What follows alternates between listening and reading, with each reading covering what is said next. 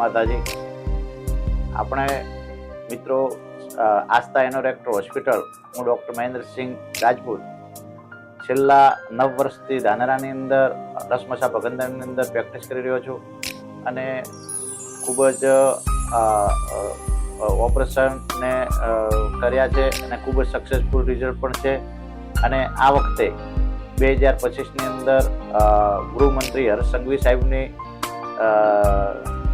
જોડે હું બનાસ રત્ન એવોર્ડથી હું સન્માનિત થયેલો છું।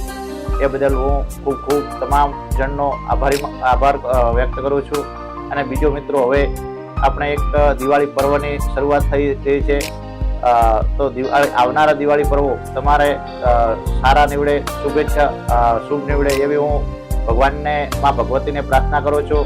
આવનારો તમારું 9 વર્ષ સારું નીવડે એવી હું માં ભગવતીને પ્રાર્થના કરું છું। જય માતા।